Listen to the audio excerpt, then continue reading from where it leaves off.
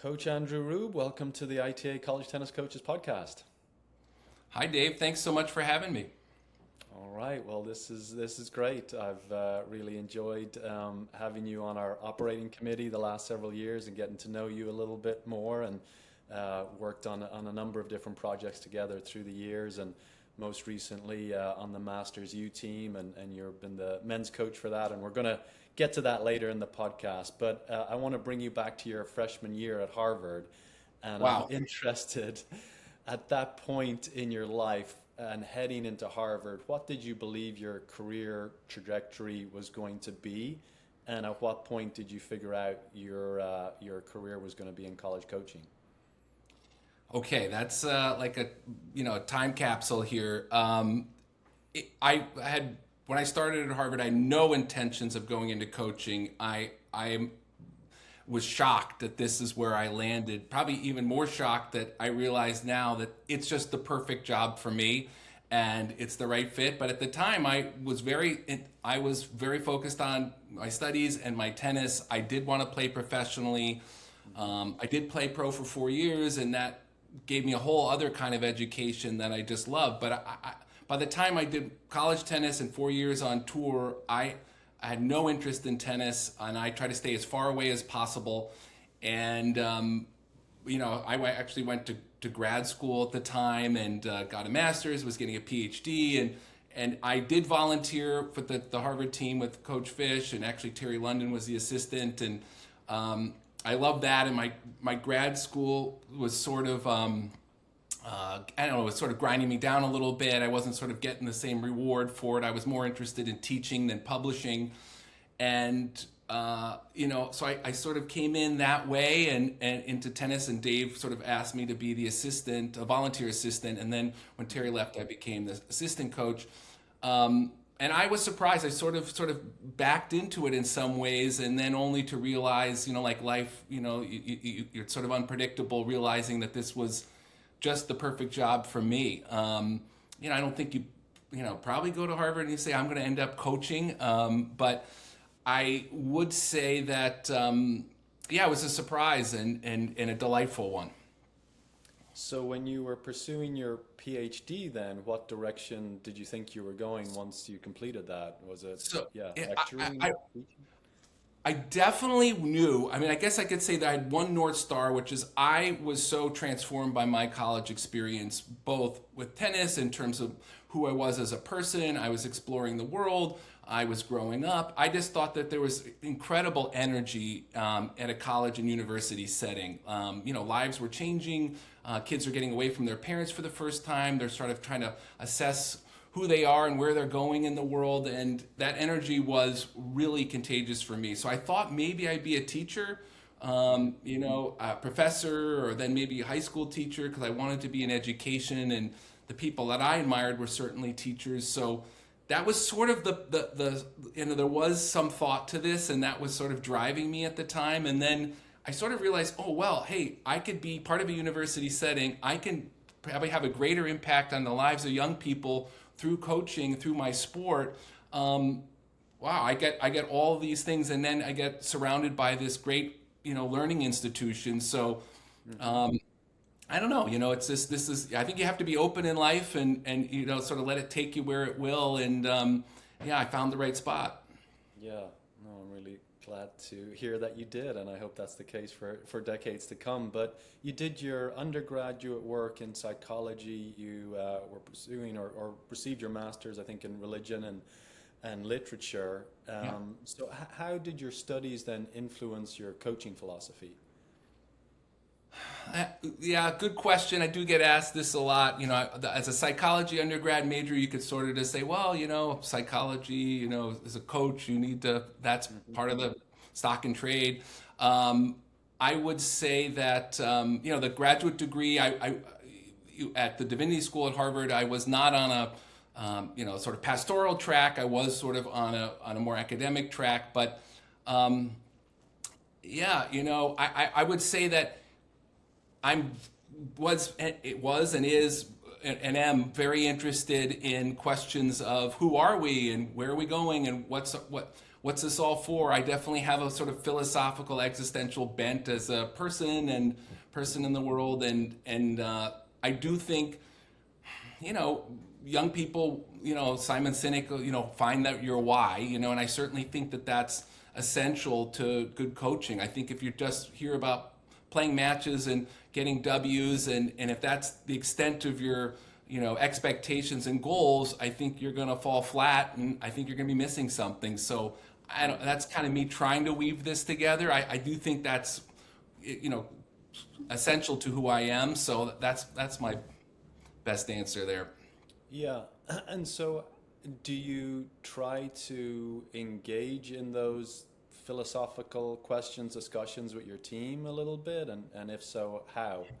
So I think this is, you know, through our mental program, we do try to look at, I think as a coach, if you have to help them, the students find a why are you playing? If it is, and at least starting to ask those questions, if it's just to win matches or because you're good at something, I think you're, you know, that motivation, if you can tap into something more deeper, something more intrinsic in students, I think you can light them up. I think you can, you know, tap into a better energy system to drive them to play.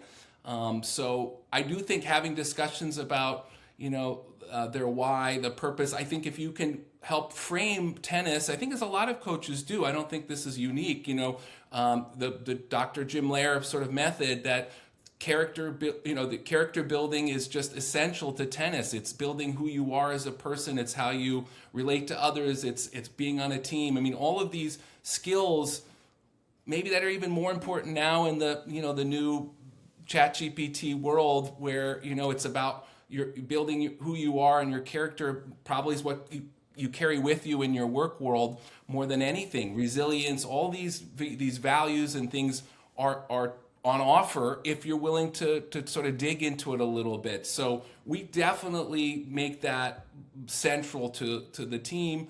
I found that players that aren't starting, for example, you know, what's my, you know, it's very easy to say my importance on the team is based on what spot in the lineup I am. And so if you don't have an answer to that question, you know, why you do, or when a player that thought they were going to be pro realizes quickly in college after sophomore year, like, hey, there are a lot of people better than I am. Like, why do you keep doing it? What's in it for me? And then also learning to, you know, that some of the things for your team and building yourself is an invaluable investment. So I would say, yeah, that's sort of how we look at it. I mean, we do exercises like I do sort of an obituary exercise, you know, every other year or so, where players have to write, like, what do you want people to say about you when you're gone? What do you want to remember it by? People to remember you by, and helping them to steer to sort of like, what are the ultimate, you know, goals here, and how can your tennis and the school help you to achieve them? And so, you know, you sort of lay it out for them, and you make it a path where you just sort of try to connect those wires in that way. So that's kind of that's how I would answer. Mm-hmm.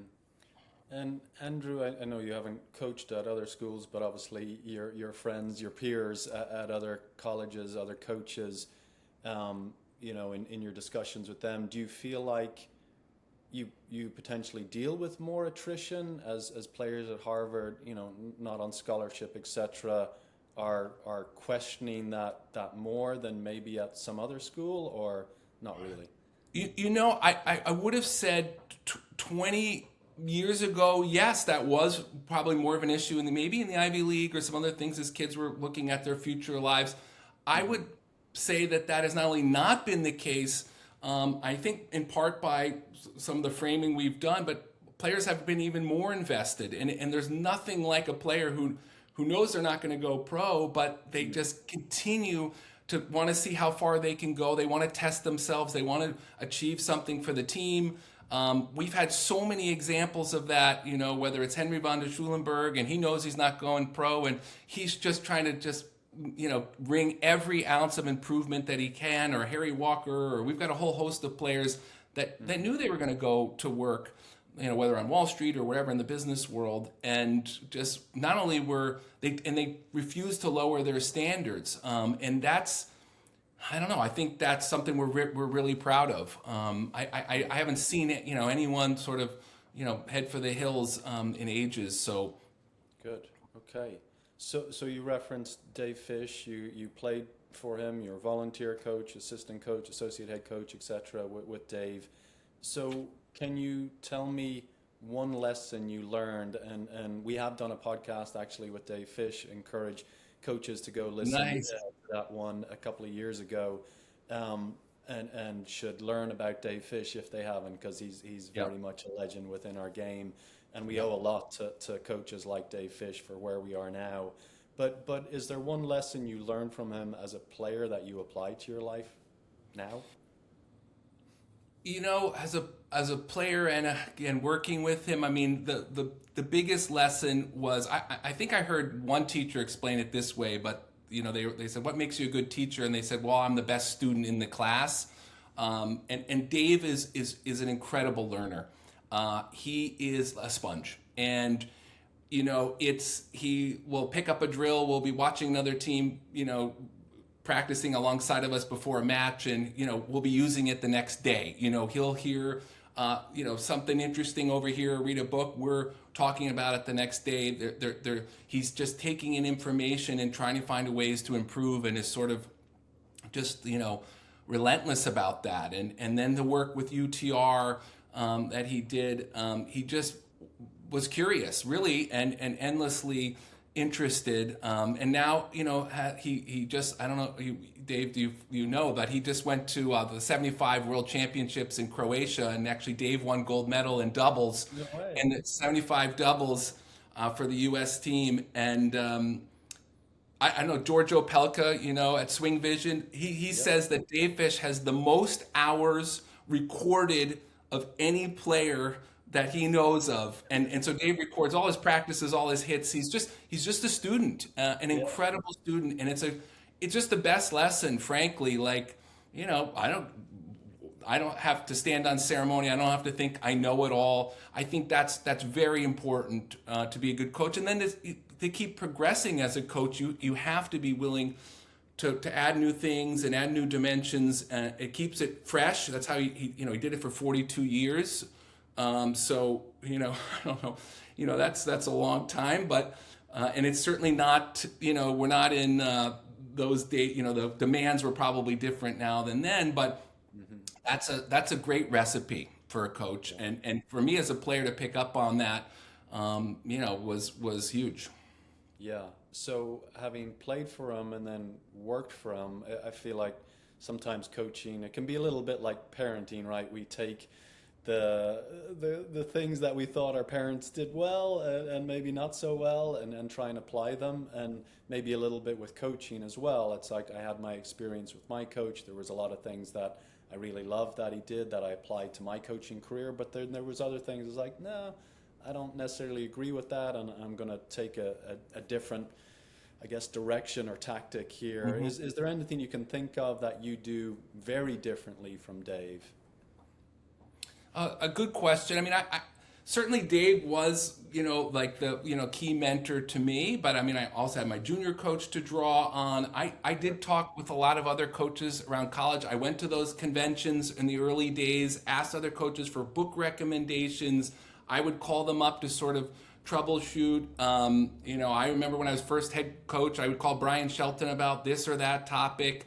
I certainly feel like I drew on lots of different influences there, and so Dave wasn't the only one.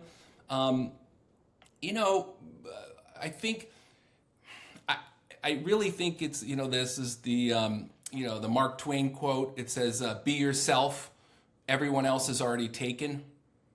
And I just felt very comfortable about bringing my own energy, and really trying to create a great staff around us too, realizing that coaching, as being a longtime assistant, that the programs that are really successful have several top notch coaches, and I think putting that team in place and recognizing that it's going to be different. It just was, and I wasn't worried about I mean, all coaches are borrowing, like you said, the best things there, and then trying to put their own spin on it.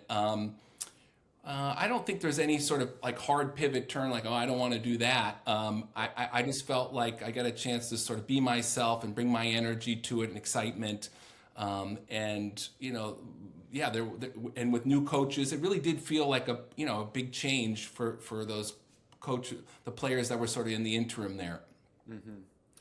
And Andrew, you referenced a little bit just the demands of a college coach, have obviously changed a lot through the decades, but the Ivy League has managed to stay out of the fray of NIL and conference realignment and all the other craziness, or not all, but as much as Yeah. possibly trying to stay out of the messiness that we're currently in right now. And so, yeah, how has maybe the role at Harvard shifted through the years, maybe from when you played or when you were early in your assistant coaching time to now? Do you still feel like you're still getting sucked into the fray? Obviously, you're coaching one of the top teams in the country, and you're Yeah. challenging to be, to win an NCAA championship each year. And so, yeah, do you still feel you're getting sucked in even within the Ivy League? So I think maybe there's like two questions there. Like one is where things were, when I played in the early '90s. Hmm. I have my wood rackets behind me. I played with a wood racket when I was a little kid. Me too. That world of the early '90s. I mean, listen, I, I think there are two answers. I mean, one, we were, I mean, we were really devoted to our tennis. I mean, we didn't have some of the same, structure around our strength and conditioning. A lot of things were sort of, we were figuring out on the fly. It wasn't as organized. But Hmm. the tournament schedule, the length of the season, everything was the same. I just think the demands of recruiting is way up. The travel for that, the fundraising demands. You've got the administrative bureaucracy, which has grown like gremlins, and it's like the reporting and all sorts of other things, and all sort of well intentioned, but take a lot of your time. Working with issues around mental health and all the other things that have layered on here to our jobs, that the original the job description has just gotten longer. So that's the change, I think, from the early '90s to now. And then where does Harvard find ourselves in this new space, in this new world? Hmm. I've honestly, I've never been happier. I'm in the Ivy League, never. And I cannot tell you, probably off the record, but the number of coaches that come to me and says, "Oh my gosh, you guys have this thing right." I just don't know how sustainable this model is for us. The non-revenue sports, the time, the money. As somebody who loves sport, this is my life. We have lost perspective here. It does seem like be careful what you wish for now. And how sustainable. I think there will be a course correction. I think 5 years from now we're going to take a look at this. How long can coaches do this job now if you're traveling to futures and challengers every weekend and then recruiting 365? Yep. It's hard. And listen, I mean, it's not like coaches in the Ivies here are sitting. I mean, we're all pushing it here. It's a very full-time job. And then you layer on some of those demands, and I don't know.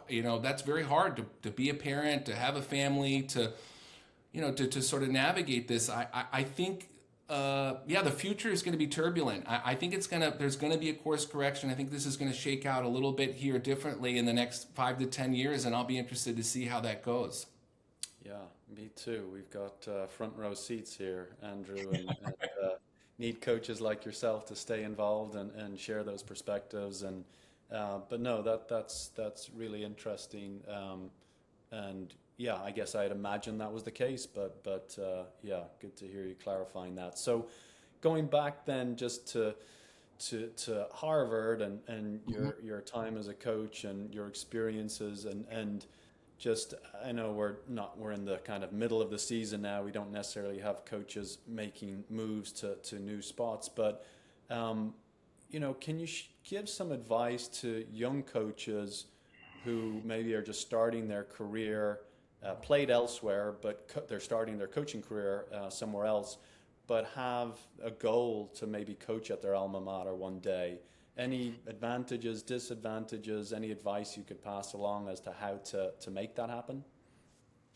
That's a great question. I mean, it's not a great career strategy considering that, like, that's one job, and you never know who just got it or how long they're going to be there for. It Yep. really, I think timing is a lot of it. I'm sure it's a dream for a lot of people, and it's just a question. It's not a yeah, it's a hard strategy to do. I know Jamie Hunt and I did a lot of chatting, through the years, and others, have come to me. And Allison's at Tennessee where she played, and it is certainly special to be at the place where you played. I mean, I think whether it's David and Devin at TCU, or I mean, we could go all over the country, and there's Yep. lots of good examples of it. I think it's meaningful, no doubt about it. I mean, I walk through campus, and I know the deans and the people and the faculty, and we've built up these relationships. So there's something that you wore the crimson back in the day, and but I mean, I don't know. I think as a career move, it just limits you. I think in some ways. And it's just a question maybe of timing and things. But in terms of preparation, I mean, listen, if you're adding value to wherever program you're at, I mean, listen, most of the coaches don't coach where they played, and that becomes their lives, and they're wearing that. George Husak's wearing the Alabama, Crimson Tide, and that's who they are, and you grow into that in a way that's just as meaningful. So I think I don't know. I just add value to where you are.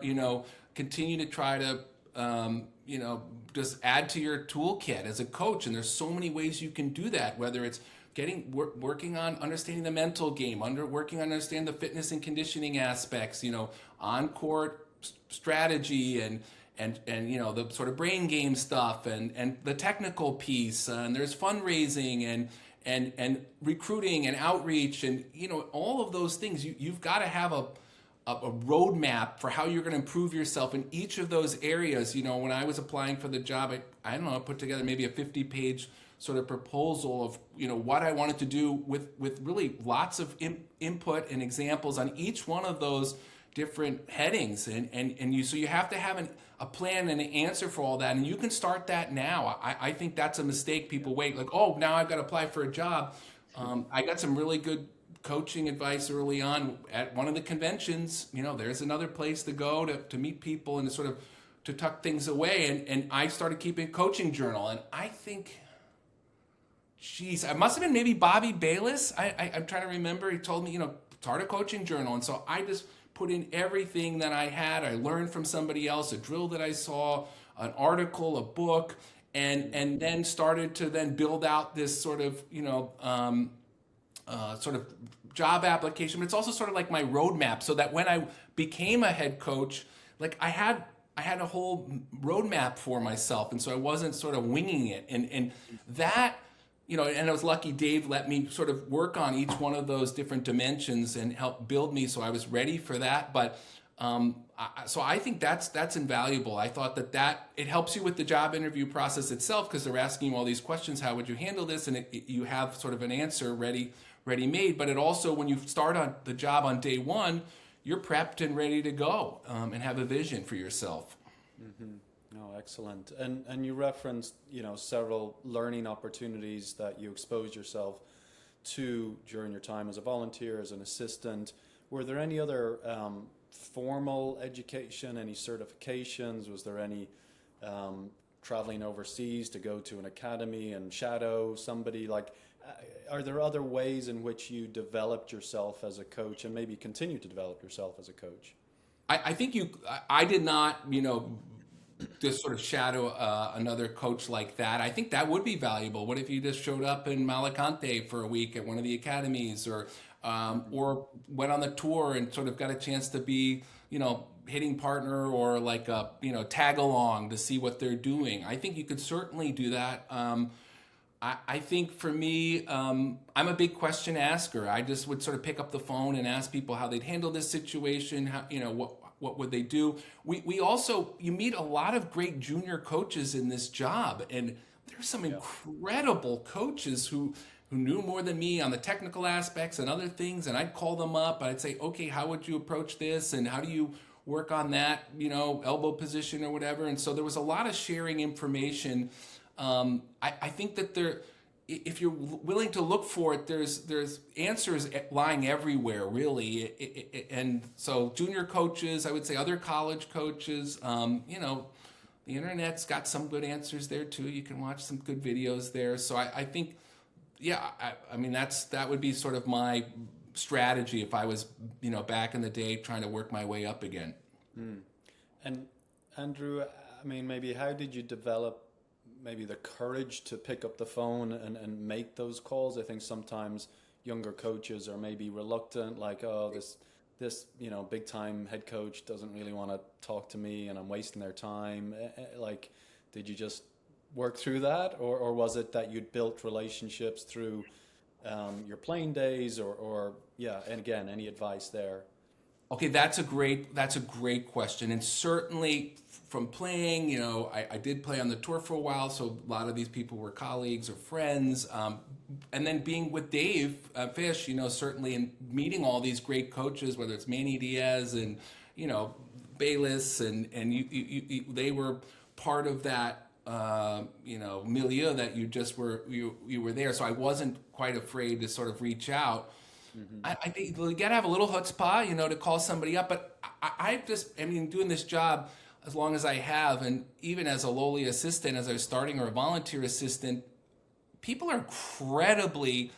Listen, coaching is a unique thing, right? You meet people and parents and other people from all over the world, and they don't really understand this job. You get asked all the time, like, oh, what do you do in the summer? Like, what do you just go, you hang out, you go by the beach, and play golf all summer.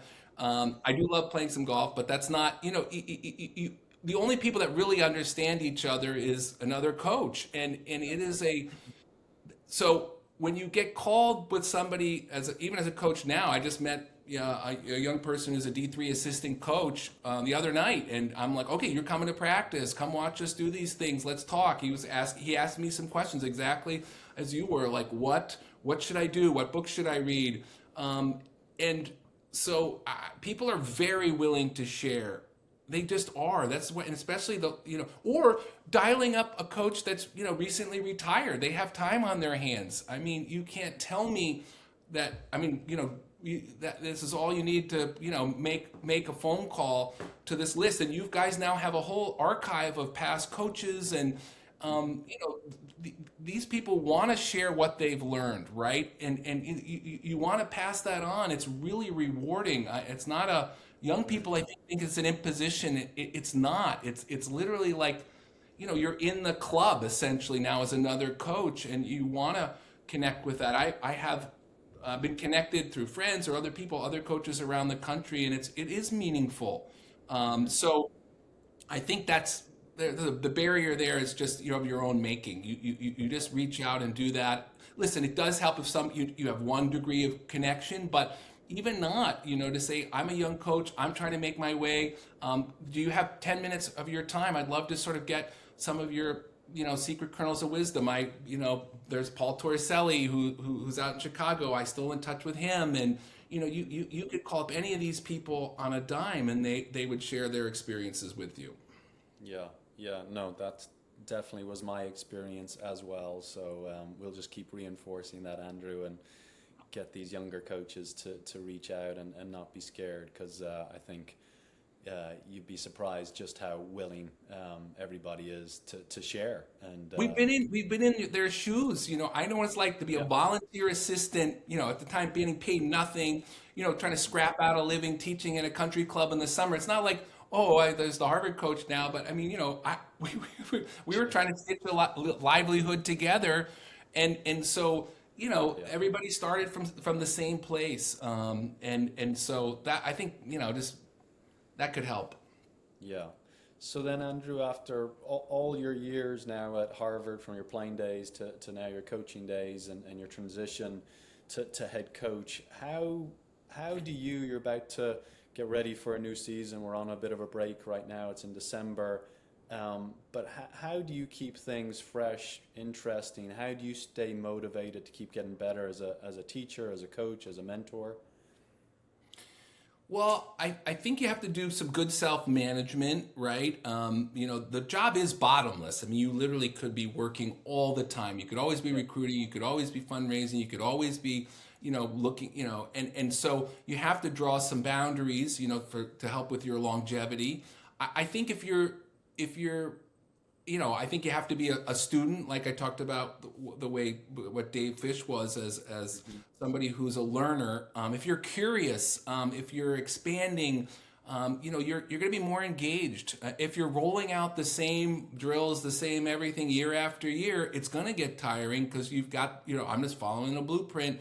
And the more you lean into how different each year is with the team makeup, your own experiences are different. I mean, in coaching, the years they are very different. You have different challenges, you have different skill sets, and so it's a puzzle, I think, each year to try to how to put these different pieces together, and that's that you get excited. When I'm talking to you, I get excited. So that is a strength of mine. I'm curious, and I get excited about trying to put this puzzle together and help young people get better and grow. So that gives a lot of energy back to me, but you do need to bracket this job at times and get away from it. And I try not to watch too much tennis, because it's like, geez. And in the summer, I try not to play tennis because it's like going to the tennis court feels like a job sometimes. And so you do need ways to tap into yourself and to slow things down and to recharge. And so finding that balance, I think, takes time. And if you want to have a long career in this, you're gonna have to find those motivations there that are beyond just winning and losing, because that'll drive you crazy. You just jump on the roller coaster, and you're growing great or you're terrible, and so finding a scaffolding and a sort of foundation that's built on something a little more than that also really helps. It's just when you're enjoying the company of your students, they're growing and getting better, and you're taking pleasure in that. First of all, I think everyone usually that sending the right messages to the kids too, because they know when coaches, it's all about winning, I think that takes some pressure off them, and I think it helps focus better on the process. And so I actually do think it helps even eventually in your wins and loss column, but it also helps, for you to have a long, productive career. Yeah, very much so. Okay, rapid fire round. What is one Oh book boy. that has had the greatest influence on you as a coach? What book? What did you say? Yeah, one book that's had a big influence on you as a coach. Okay, this is easy. I require all my students to read it. It's The Art of Learning by Josh Waitzkin. Have you heard of this book? I have read it. Yeah, I've heard many Oh. podcasts of him as well. Well, yeah, he was on. He's now kind of famous. He's on Joe Rogan and some others, but we were hip to him. I don't know, many years ago. It's an incredible. I just think it's the best book on learning, right? The learning process. And Josh was a world-class international U21 world champion in chess. The movie Searching for Bobby Fischer, which I don't know, our younger listeners might not know, go check it out. It's got a lot of relevances to tennis and tennis parents, so check it out. He then quit chess after the movie came out. He became super famous, and you know the story. And then went into martial arts and became a world champion. And he just essentially breaks down the learning process into really bite-sized bits and takes the mystery out of it. Really, he's just incredible. And I think it's there's a lot of books on coaching that were better served to just have an article or a little TED podcast or something, but a TED talk. But this book has got substance, yeah, and I love it. Yeah. So, what did you think of it? This is I loved it. It's been a long time since I read it, but yeah, I remember it being quite impactful on me, and definitely I need to pass that down to my children. So thanks for reminding me of that one. And then, Yep. is there another book that has influenced you just as a human being?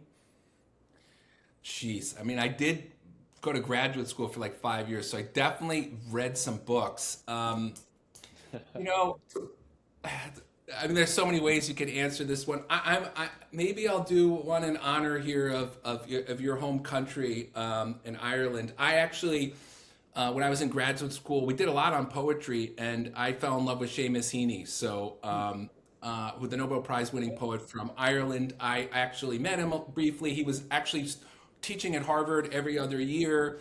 And I went to all his talks, and he's literally like, and he passed away a couple years ago, but in like my pantheon of people and writers and thinkers, and just the way he lived his life, I'm just like, he's just like my hero. So Yeah. we'll put it down there. I don't know if you spent a lot of time with Seamus, but he's an incredible poet. And any of his books of poetry, you can actually just listen to him read on YouTube.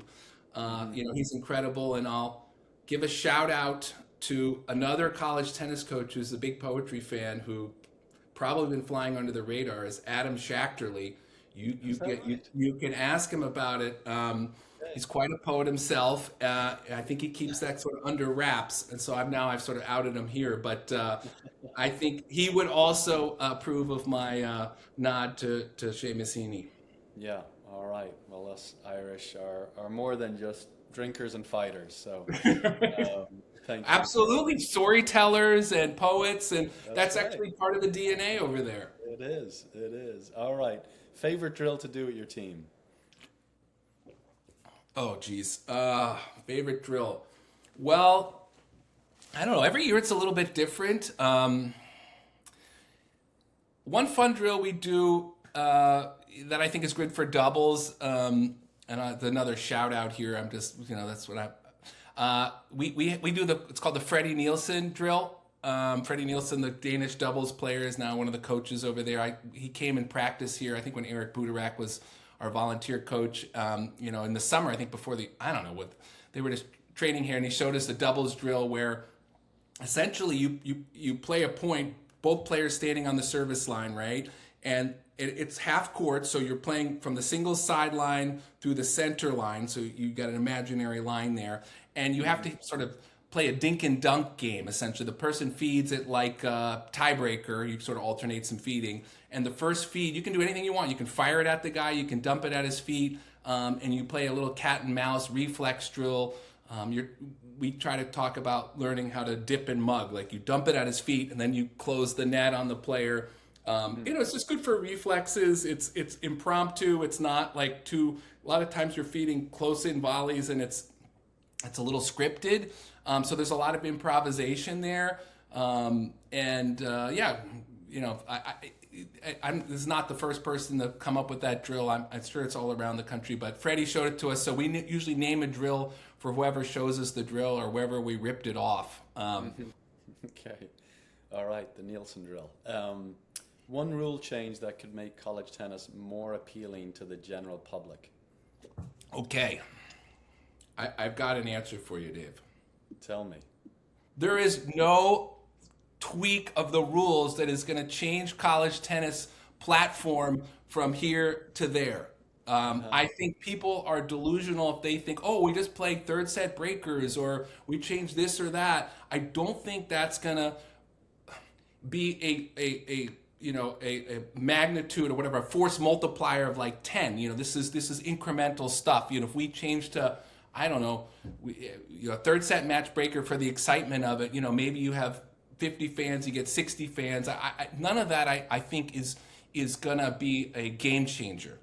That said, I would say that the job is, from our end, what we can control is that coaches that are building networks in their communities, you've got to do the hard work. You've got to, get out there, hit the pavement, meet the local clubs if you don't know all the local clubs in your area, you don't know all the tournament all the club directors.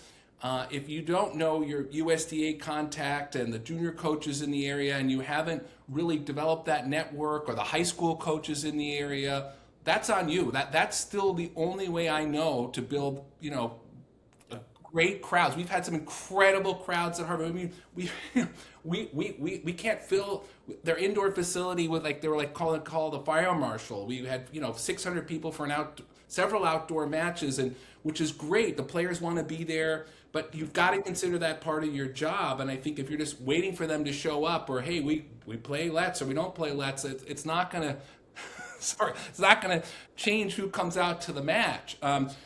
that we've had this debate. So Dave and I have actually, been on. I don't know, for 10 years now we've been chatting about this. So we're all trying to find ways to make college tennis better. Crack Rackets has it really helped solve, the sort of the broadcasting of matches and how we can have wraparound coverage and change courts, and that's a big win for us. But how do we're all talking about how do we move from where we are, which is we got an incredible product. The tennis quality's never been better. And in terms of sponsorship dollars and viewership and attendance at the major events, we can just tell them we're near the absolute bottom of the non-revenue sports. You should look at the numbers of wrestling. They sold 75,000 tickets to their NCAA championship. They had 500,000 viewers. You look at women's volleyball, women's softball. We are. It's frustrating, right? Because we're so proud of our product, we're working so hard, but without the viewership numbers, it's hard to get the sponsors. We used to have Rolex and Volvo and all these major sponsors, and so we're in a catch-22 right now. We can talk about some of the big ideas. It's just, I know this is what I mean on the operating committee. I know Dave, this is your day in and day out. How do we keep, improving this visibility? And it's a challenge. I mean. The big ideas, some of them, I don't know, we gambling on college tennis, is this, the cost might be more than we're willing to pay for that. Totally possible. But, there's an idea that would change the game in terms of viewership and engagement. But, what are the costs? I don't know. Is that worth it? So, yeah, I don't know. What do you think? I mean, do you think that there's one rule change that's gonna put fans in No, this? no, I'm laughing because I agree. I mean, it's yeah. We've seen different formats of tennis through the years, whether it's World Team Tennis or Intense League now, and trimming around the edges. And I think if we try to change too much, we lose some credibility with the genuine tennis fan, Yeah. and they go like, "This isn't tennis." I do think we give folks an excuse to leave after the doubles. I do think that's one thing we have to solve, that we can't just play 30 minutes, 40 minutes and give people an excuse to leave, and they go, the match, I'd love to stay around, but I don't have another 2.5 hours to give, kind of thing. And so I do think if we need to solve, at least take away that excuse for folks to leave, and ensure that the match, like most sports, are building towards the end, that there's not a climax and we come down and take a break and we start all over and then build towards another climax. I think it just needs to be a steady, slow build. No. Will that, bring in thousands more people? Like you said, it's incremental, but how do we tackle the pain points that we know currently exist? And we know that's a pain point, so let's try and remove it if we can. But Okay. I know we're on rapid fire. We could go for forever on this Sorry, topic, yeah, but this no. is not very rapid fire here. Sorry. Yeah, No, this is great. I think coaches enjoy these debates and these discussions, and gets them talking as well. So removing maybe college tennis, or college tennis is part of it, what do you hope the tennis industry as a whole gets right in the next 5 years or so? Oh, geez, this is sort of beyond my pay grade here. I don't know if you could wave your wand. I think just for junior tennis, I'd get rid of points per round. I know you probably heard me. I chat about this. I think the ITF and USTA with points per round, it's like my Delta card, where you're just trying to cash in as much as you can to get your loyalty points.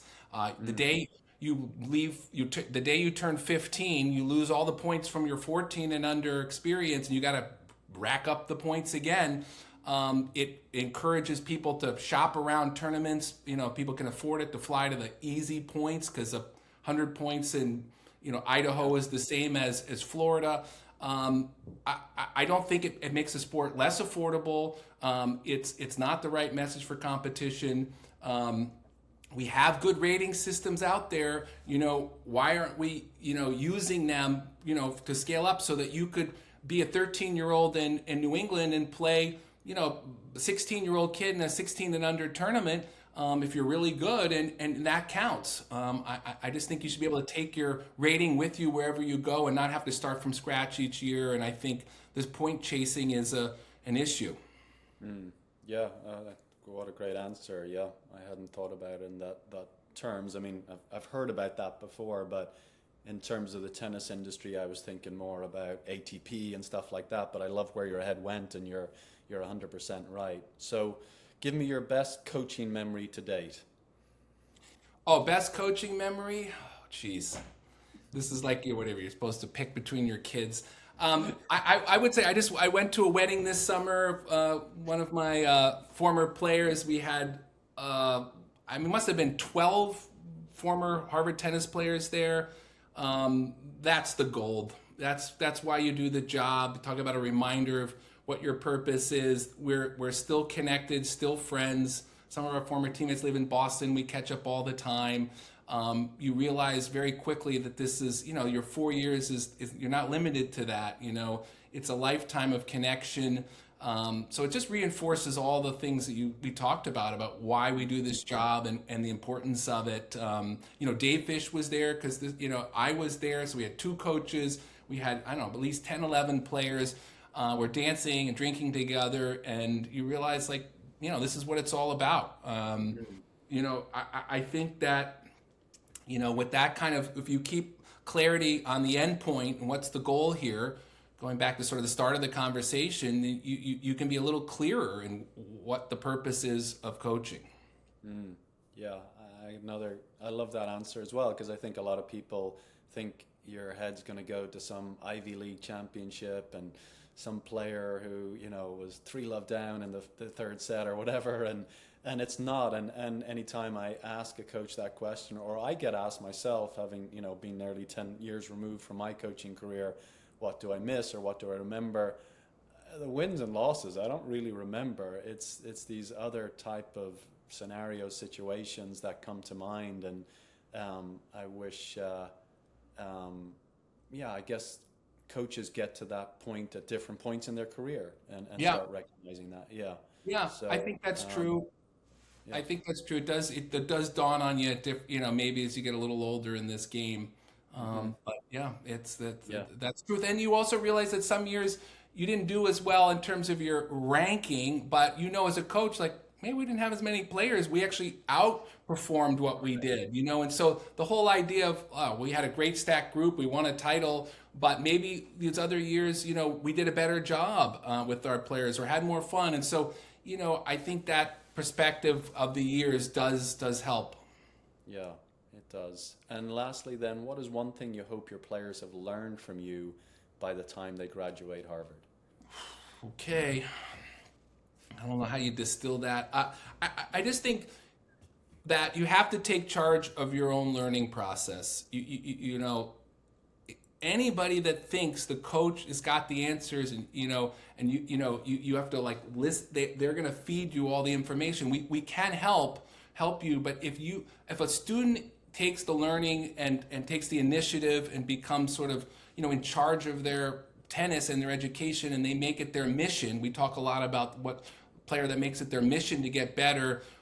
They're utilizing all the resources available to them, and they're activated, and that person is unstoppable. And whether you have great coaching, you have three coaches. People always, I don't like Andrew talk about this, but we have another assistant. We have a wonderful second assistant in Juan Calero from Spain. He's incredible. Or Sunam Singh. You have more than enough resources to get better. So it's up to you. And I think that if you're sort of passive and you're like, oh, I'm not, and you're waiting for someone else to tell you everything. It's just it's not the players that get better are the ones that just take ownership of this process. They're not waiting around to get better. And so I do think the coach's role is important, but you also realize as a coach you need good students, and those are the people that take it all in and help us be better coaches. I mean, we learned a lot from our students, and from they all come from great junior coaches. They have different aspects, different game styles. They have different knowledge bases, and I think If we're collaborative like that and the students are really, motivated, yeah, that's just that's the special energy. Well, Andrew, this was a lot of fun. Thanks for coming on and sharing your experiences and advice with our coaches, and look forward to pushing this out to them in the next few weeks. Geez, thanks, Dave. Yeah, happy holidays. I really enjoyed talking about college tennis, sharing some time with you. I'm really so glad you're steering the ship here at the ITA. I know you put in your time, and all the coaches. You were in our seat. You know what it's like to be a college coach. You've sort of done your time, and you're sort of uniquely positioned here to help us catapult forward here as we go into the unknown of college athletics and non-revenue sports in this new world. I mean, I think we're all, got to buckle up and work ahead. I know you guys have been working really hard to get ahead of certain issues and have big conversations and not be afraid to look at everything at our disposal to get better and put college tennis on a good footing.